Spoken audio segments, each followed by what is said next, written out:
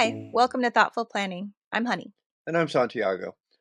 Before we begin, please note that we're not doctors, lawyers, or funeral professionals. At least we're not. Our guest is. The shared information in this episode is for educational purposes, and it really highlights the guidelines for Texas residents. Always consult qualified professionals for decisions related to your specific situation in your area that you live in. Today we have Genaro Reyes with us from Compassion Funeral Home in San Antonio, Texas. Genaro is here to guide us through what's involved in planning a home funeral, including the timeline, legal requirements, and how families can connect with a funeral home after the home funeral is complete. Genaro, welcome to the show. Hello, guys. Thank you so much for having me. Well, Awesome. well, welcome. It's really a pleasure to have you with us. It seems like we were just at your place not too long ago. So Correct. before we get started with our talk, um, for our audience, let's start with our essential question: what is a home funeral, and how did it differ from a service at a funeral home? All right, so to begin, Genaro, can you walk us through what a home funeral involves and the key considerations families should keep in mind? Okay. So a home funeral is just basically that, Mhm. where you can have your loved one at home. So, it used to be like that back in the day before embalming was introduced. But definitely, it's taking care of your loved one beyond, their life. So at the time of death, it's basically that where you would continue to tend to your loved one, where you would bathe them, dress them, shroud them, and even have the wake there at the home. So it's a continuation of caring for your loved one at home. When you say shroud them, because maybe some people don't know what that means. Okay. So shrouding is basically wrapping them in some kind of material. It's usually cotton or linen, and of course we shroud the loved one after bathing, so where they can be somewhat cocooned into this fabric, where they can stay clean, where they can stay in place uh, for the wake part, and also for the transportation, and eventually for the burial. Wow, I mean, that sounds like a real traditional burial is what it sounds like to me, like what you think about what they did like centuries ago, maybe, and a little bit different than we do today. So, go ahead. You gonna say Well, something? I was just going to say, I mean, some people still do it Yeah, that I way. think it's Yeah, really cool. yeah. Yeah, so You know, just to kind of focus on that word that you mentioned, Santiago, traditional. yeah, That's the true traditional service. Because yeah. nowadays is what's called traditional is really conventional.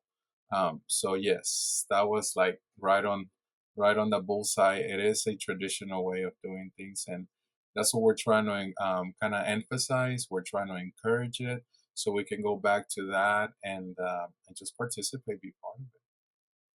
It just seems like today with burials, there's so many legal hoops that you have to get through. So talking about those legal stuff. So what are the key legal requirements for holding a home funeral in Texas? And are there any specific permits or documents that a family has to prepare before the home funeral? So most people think that there is a lot, like you mentioned just now, but there really isn't. Um, it's something fairly simple. It's something that could be guided by the funeral director, by the funeral home staff, and it's really a simple process. You just have to have that one or the individuals that are willing to participate, walk you through it, hold your hand basically through the process, and just be part of it. So it's fairly simple, really. I'm still wrapped. I'm wrapped around the shrouding.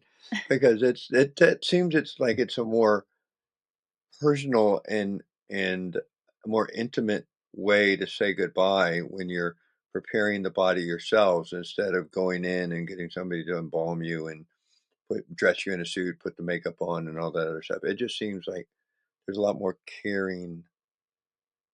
I don't know. Maybe I'm reading too much into this, but I think that Mhm. there's a lot of you saying goodbye in a different way than most people do today.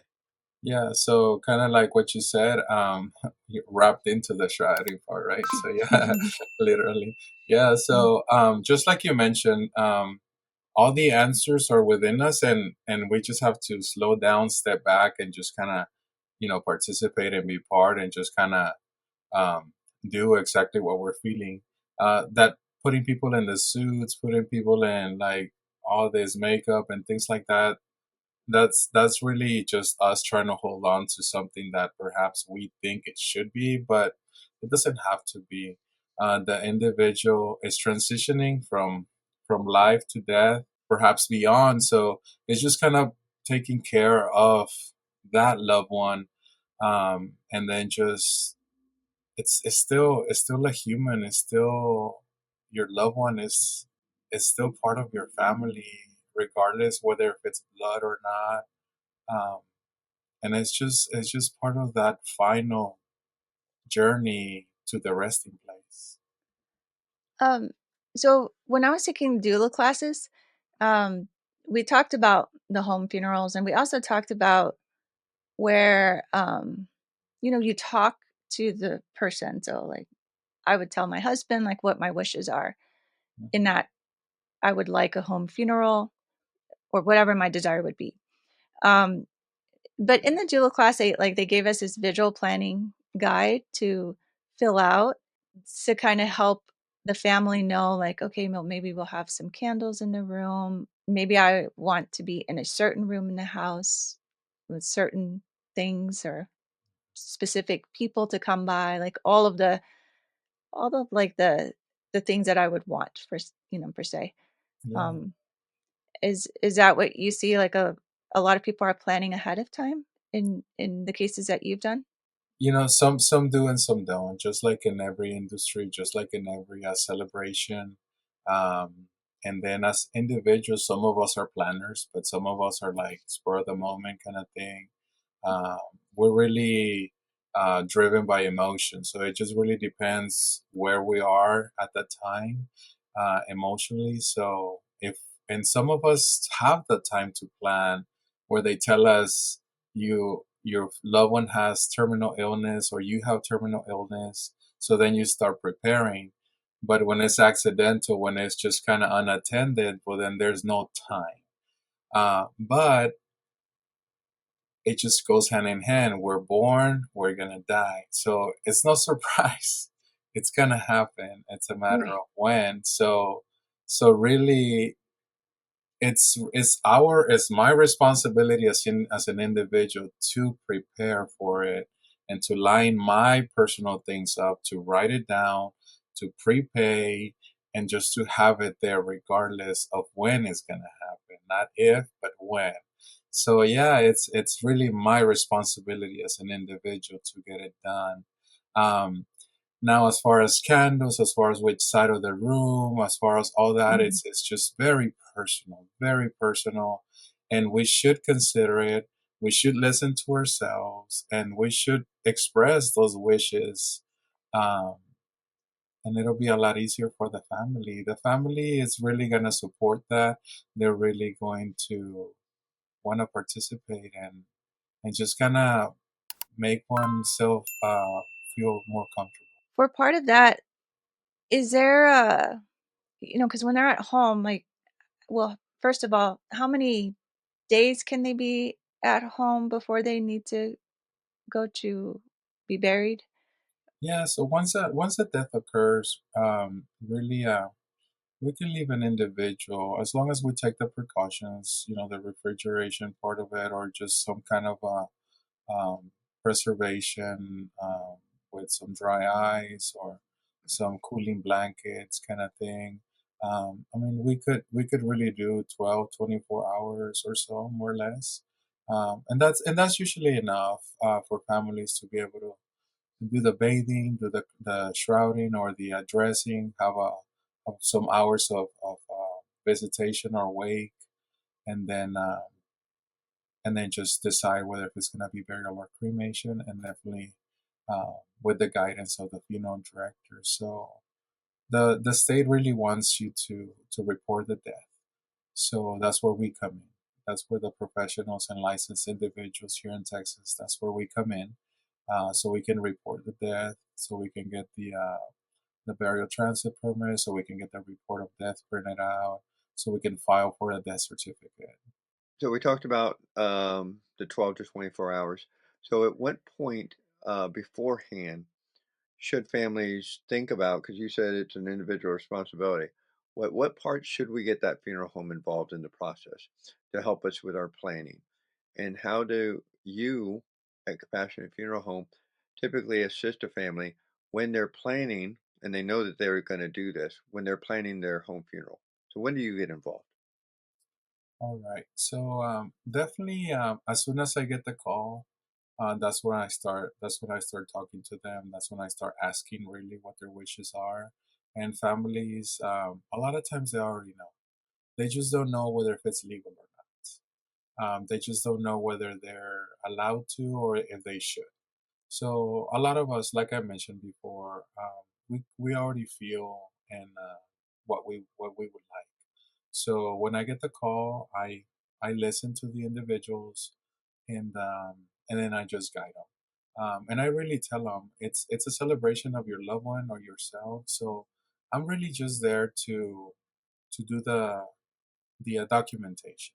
Other than that, I'm gonna encourage and I'm gonna participate as much as they want me to, or I'm gonna step back as well. So we're give them the freedom to do what they wish to do, as long as I take custody of the individual, um, and then I file the documentation, and we're in communication. We're coordinating together. It's like this is what we wish, and we'll be in communication. So we'll go ahead and be part of it and definitely support it. So that's really when I get involved. It's when I get that phone call, when I get those questions asked, and um, and I'm really part of the process all the way to the resting place. How many home funerals have you done?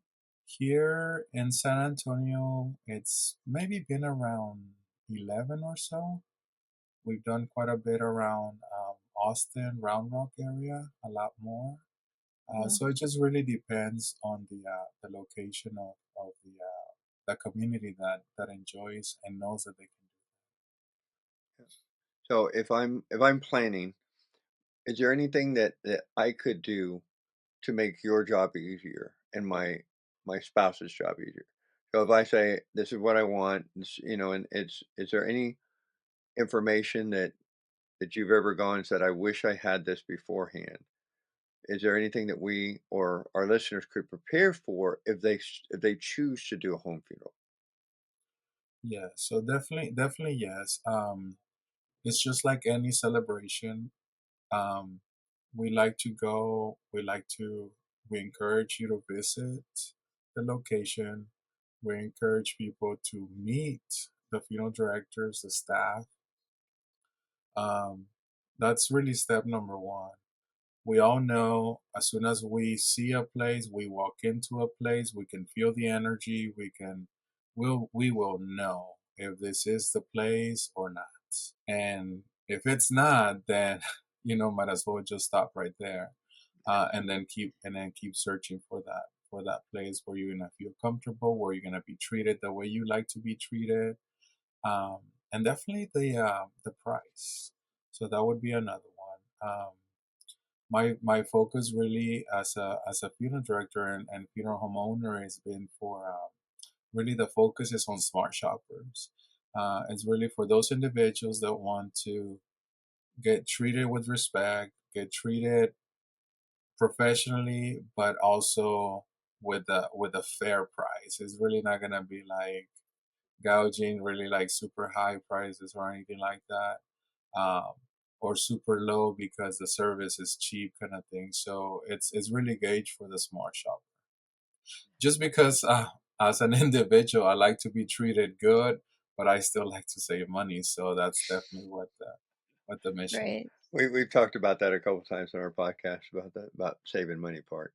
Well, is. so when you talk about saving money, I mean, that's a good point. I mean, a home funeral is definitely going to save people money, right?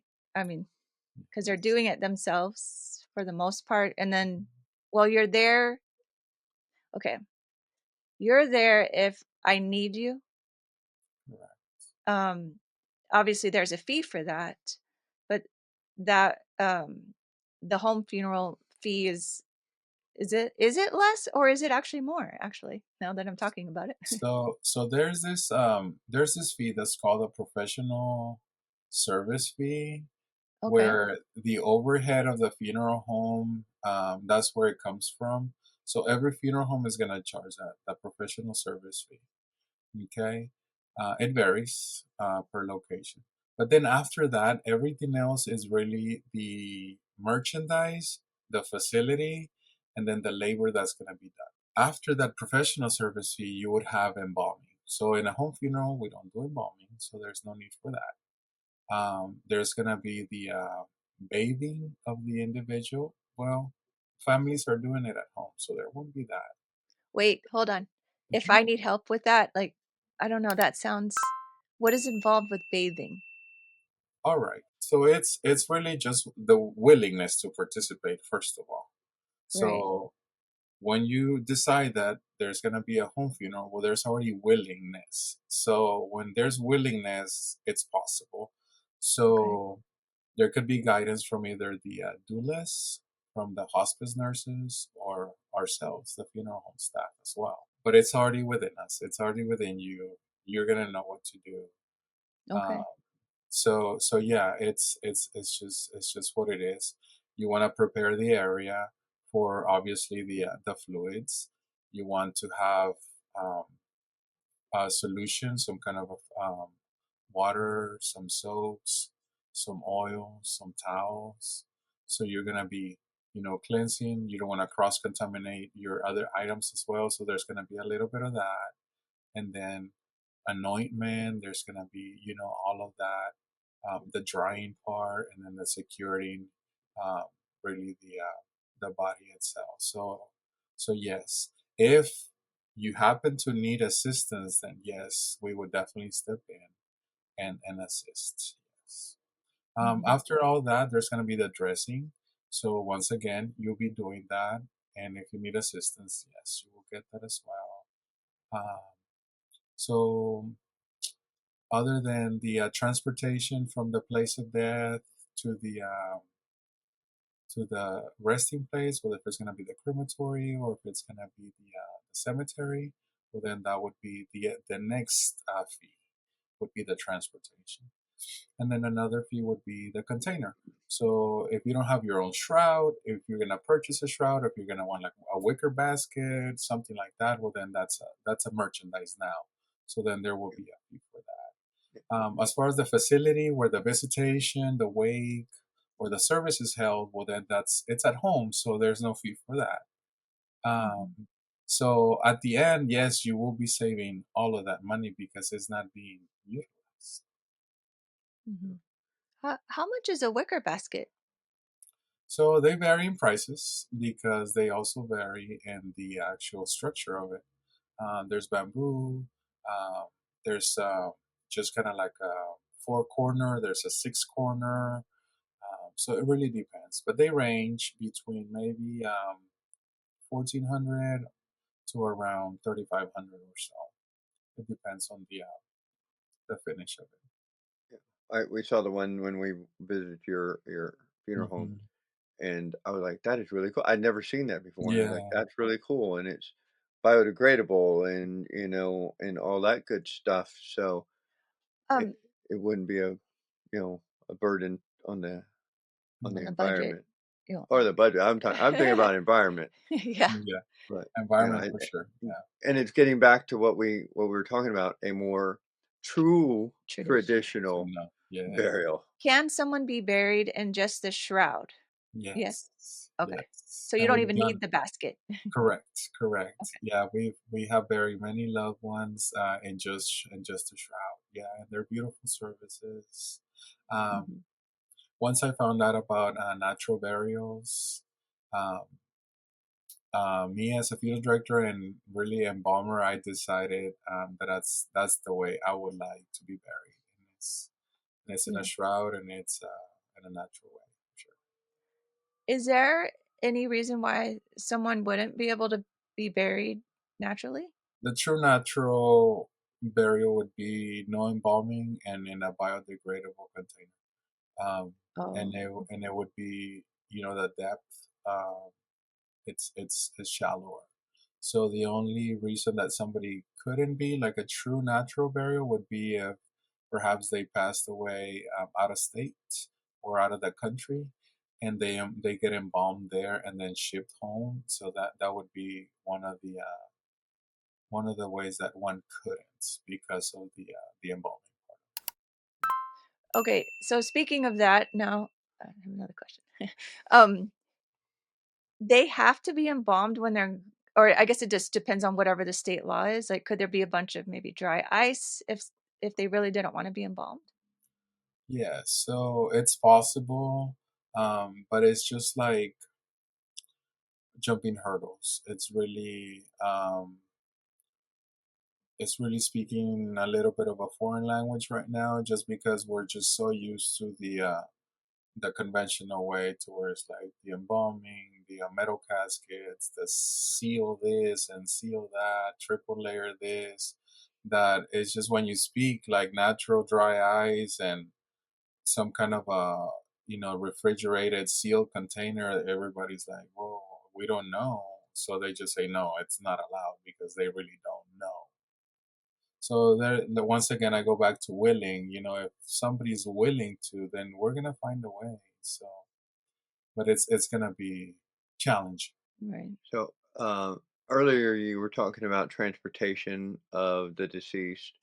How was that managed after the home funeral?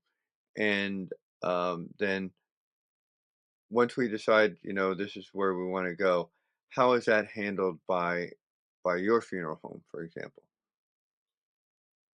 Okay, so the transportation happens in our vehicle, either our call car or the hearse. So Hmm. it just really depends where we're going, how far, and what needs to be done, what's available per se. Um, but really, the transportation as well is just one of those that families can transport their own loved ones too. Oh, So really? yeah, but the industry doesn't want you to know that because, of course, you know the money is where the more we do is the more we can charge. Just Wait, throw me in the trunk, babe. how would they transport them or move And them? there's different ways we can just use the equipment. We can use the containers. We can load them really, as long as the individuals as safe as possible. As long as the family is willing, once again willing to do it, kind of thing. It's legal. So it's also possible. So it just comes down to that, to the willingness of it. Would they need I guess like the death certificate from you before they could transport them in So the car? we would do the documentation. Yeah, we would definitely do the burial Oh, transit okay. permit, report of death, and file the death certificate. Hmm. Everything's changed, and just mainly because of liability lawsuits, things like that. So that's why everybody just kind of gets scared with things like that. But if the family Right. is willing and they're taking responsibility for their loved one, then and they have communication with the funeral home, funeral director. So you know how you mentioned you've done about 11 of the home funerals here in San Antonio. Um, have you ever experienced any kind of challenges with families with doing a home funeral? It depends on their willingness and the experience, really, on getting involved with their loved ones. So a lot of families that want the home funerals because they have been there, they've been present through the illness, they've been caring for them, they've been changing them, giving them medication, feeding them. They've really been very involved, so they want to continue that and carry that over all the way through. So it's just really gonna come down to that willingness and the experience. So there are some that are like, no, I'd rather you do that, and sure, we can go ahead and then assist and do that.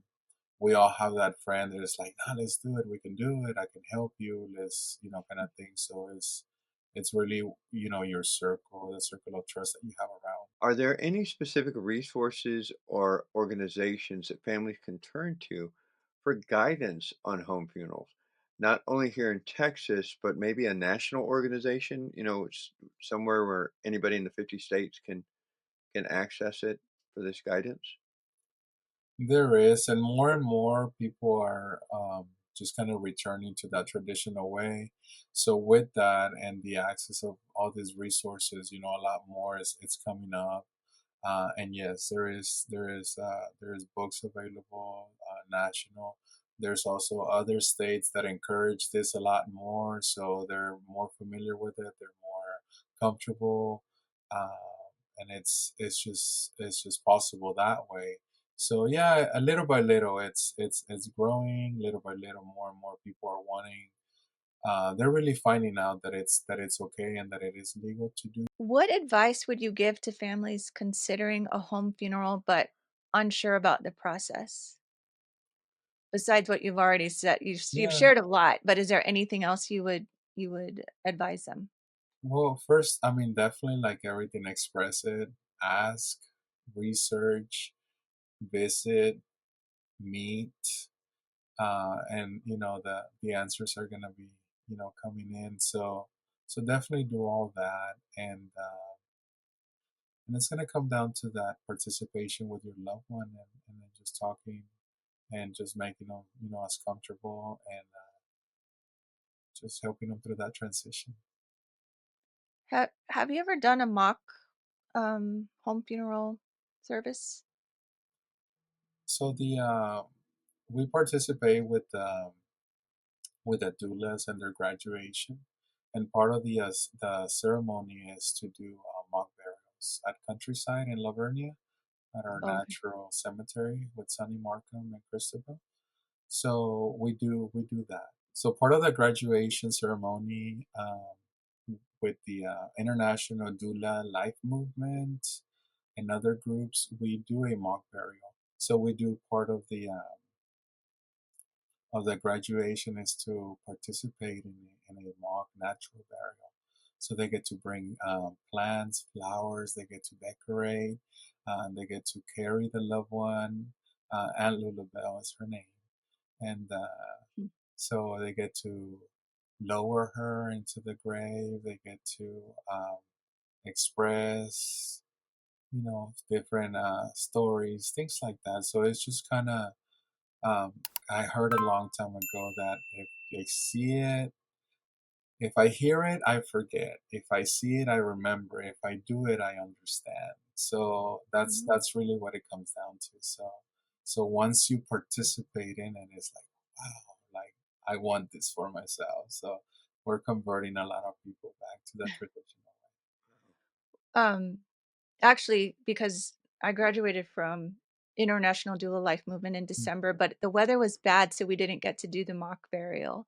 So Anna said we could come with the next class that does it to participate. So I'm looking forward to that because, like you just said, we have both seen one, um, but but yeah, that's our extent of like of, Yeah, of one of our family members' uh, and grandmother grandmother actually was buried in Livonia with us. at Yeah, Countryside. and that's the first time we'd ever been to it, and it was so different from the conventional, Right.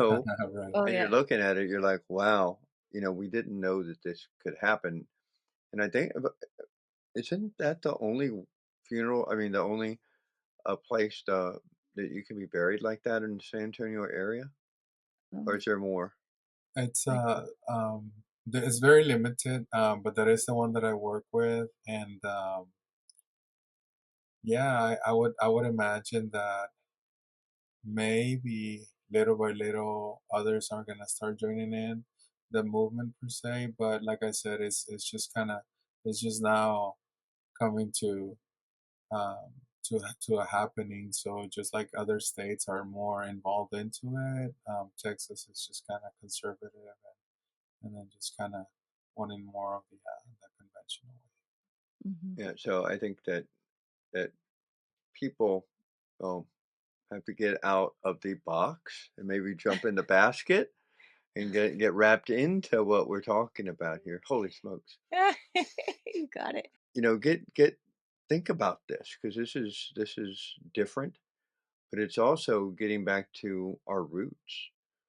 No pun intended, but way. man, I'm hitting them all today, huh? Doing good. Yeah, Uh, you're on a roll. but this has been so informative, and hopefully, our listeners learned a lot because we've learned more than what we knew coming into this. Thank you so much for being with us today. Is that all right? So they can find out more about this information at here with me at Compassion Funeral Home. Yeah. My name's Genaro Reyes, and I'm available to answer questions. I'm available to meet. I'm available to talk about it and pre-plan it, and you know have the availability to so people can pre-arrange and start paying for it. My phone number is 210-772-7074, or I can receive email at compassionfuneral@gmail.com. The word compassion, COMPASSION, the word funeral, FUNERAL, at gmail.com. Any social media? Yes, so the classic Facebook. So we're on there as Compassion Funeral Home. Uh, Also, my personal account, Genaro Reyes Jr. Oh, Uh, and that's a platform that we focus on the most, just because of the audience. It's the more mature, the older individuals, I think and you those just called me are. old. I know. Me I too. said old. I said older, and I said. No, I think it's great. I really admire what you're doing because Mhm. we sometimes forget where we've come from, and we got to remember that sometimes. So we Yeah. get so wrapped up on selecting plastic or paper at the store. We get so wrapped up in separating the plastics and the metals and composting the fruit and vegetable leftovers. But when it comes down to our own bodies, we end up embalming and putting ourselves in a metal casket in a triple layer, outer burial container per se. So it's like where it really counts is composting oneself, returning back to Mother Earth, and then so it's really where it counts. What you just said. Right. I mean, because if you think about if you want to be natural and you want to be respectful of the earth, why are we putting poison into our bodies, throwing ourselves in a metal box surrounded by concrete? Makes no sense. Right. Oh, I'm gonna get off my soapbox. All right. Well, before we wrap up, let's revisit the essential question. What is a home funeral and how does it differ from a traditional No, or yeah, conventional conventional. funeral Yes. service? Right. So Mhm. again, thank you so much, sir, for joining us today. And we hope for our audience that this conversation has inspired you to explore the next step in your planning process.